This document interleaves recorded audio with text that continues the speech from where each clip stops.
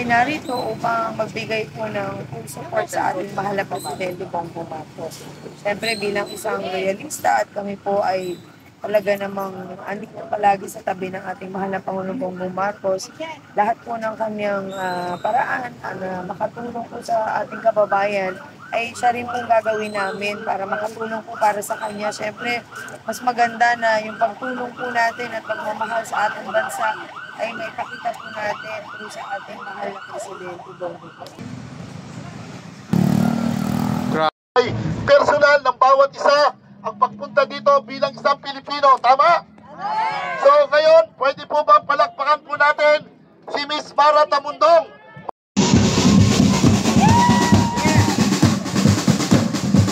Para magbigay po ng maikling pananalita. Magandang hapon po. Mabuhay ang ating mahal na Pangulong Bongbong Marcos!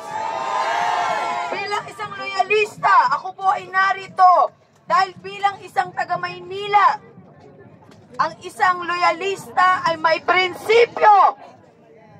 At tayo po ay narito upang ipahayag ang ating suporta sa ating mahal na Pangulong Bongbong Marcos na ito na po ang pagkakataon na ang loyalista ang manguna na tayo po ay magkaisa para sa ating bansa na kailangan ngayon po tuparin natin talaga ang tunay na kaunlaran sa bawat Pilipino. Hindi na po ito yung pagkakataon na tayo po ay magkakaroon pa ng silipan. Kung hindi kailangan magkaisa ang lahat ng Pilipino para matulungan po ang ating administrasyon. Nakita niyo naman kung gaano po katapang ang ating mahal na Pangulong Bongbong Marcos. Hindi man siya magsalita pero sa gawa, ito po ay pinaparamdam niya sa bawat Pilipino na siya po ay nandito para tayo po ay tulungan lahat. Kaya mabuhay ang ating mahal na Pangulong Bongbong Marcos! Mabuhay! Lalo na po sa amin na taga Maynila na kung saan dito po sumibol ang kaunlaran ng Pilipinas. At dito rin po dapat natin umpisahan ang tunay na pagkakaisa ng bawat Pilipino na dapat kailanman na hindi po tayo maghihiwalay. Yes! Kaya unang-una sa lahat, maraming salamat po sa pag-imbita sa akin dito. Ang aking pong damdamin at puso ay umaapaw dahil ang pagmamalasakit ko po sa ating mahal na Pangulong Bongbong Marcos at lalo na po sa ating mga loyalista na ang pula, ang siyang puso ng Pilipino. Ang pula, ang sigasig po na ang puso natin ay malinis para sa lahat, lalo na po sa Pilipinas! Mabuhay! Maraming salamat po. O palakpakan po natin si Miss Mara Tamundong ng Manila! Okay! Sige po, ngayon po ay tatawagin naman po natin ang representative ng mga kabataan.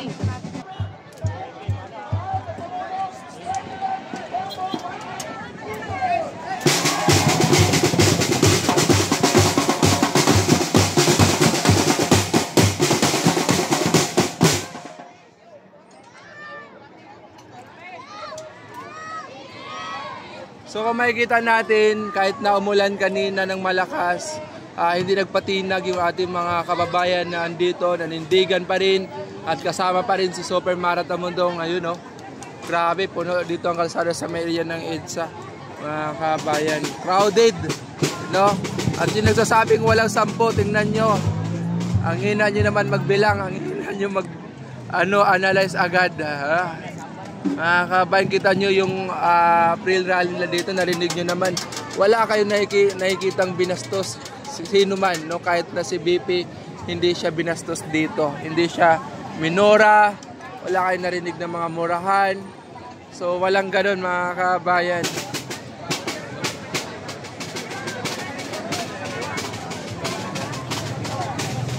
Talagang ang naririnig lang natin is kapayapaan, no? Hindi tayo katulad sa kabilang bakod na simula umpisa ng rally nila na nasa 30 lang naman sila, is hanggang dulo puro mura ang naririnig natin. Pero dito, ang peace rally nila dito, may rinig natin is puro kapayapaan, no, ng sambayan ng Pilipinas. Puro panawagan, na maging maayos at hapsay sa Bisaya, no? Yung panungkulan kasi 6 lang sila na taon. Sayang yung 6 na taon, puro away lang, no? Puro ingay lang ni BP sa social media, no? Ang panawagan ng taong bayan is maging maayos at hindi masayang nila yung pagboto sa kanila kasi lumalabas na nabudol sila, no?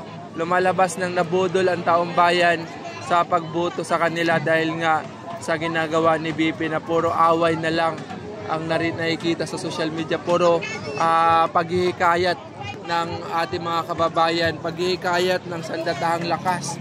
Hindi naman susunod ang sundalo, no? Hindi naman susunod ang kapulisan sa kanila sa panawagan na i-withdraw daw ang suporta sa Administrasyong Marcos. Mga kabayan, no, kahit anong umupo dyan, hindi makikialam ang sandatahang lakas dahil nakabatay sila sa konstitusyon ng bansang Pilipinas, nakabatay sila sa flag ng Pilipinas. Kailanman hindi sila susunod sa isang civilian na. No, sabi nga kung gusto niya sundin siya, magpresidente muna si former President Rodrigo Roa Duterte. So bago siya sundin, no? Kaso hindi siya yung nakaupo, mga kabayan. May konstitusyon tayo na sinusundan nila, 'di ba?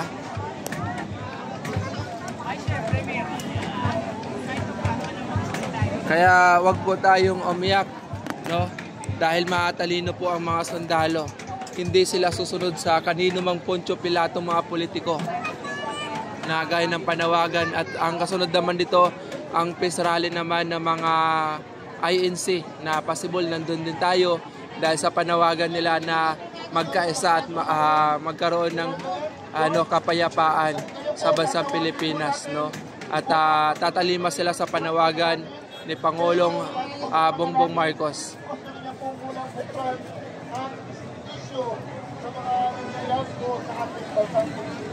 Tawagin po natin si Pastora Loida Nunez. Napaka naman po natin. Ito mga kababayan, no? Punong-puno na dito ng tao. Grabe, no? Yan, Super Mara Tamundo. Mabuhay ang ating Pangulo, PBBM, mabuhay ang bagong Pilipinas. Kamaritis, yan, ano ang mga didis, ano ang masabi nyo? Tingnan ninyo ng maraming BBM yan. So, southbound lane to. ang nakaganda dito mga kaban, hindi lamang mga BBM supporters, kundi mga Pinklawan is nandito rin nakiisa. Ibig sabihin yung mga nakaputi. Oo, sila yung mga Pinklawan, pre, okay. na nakiisa. Kaya nga yung mga nakaputi, may mga pink na Christmas, armories. Pwersa pala talaga ito. Oo. Si Pink, tsaka, Yung dating numero 1 oposisyon, nagkaisa na sila. Pre, paso yung pre.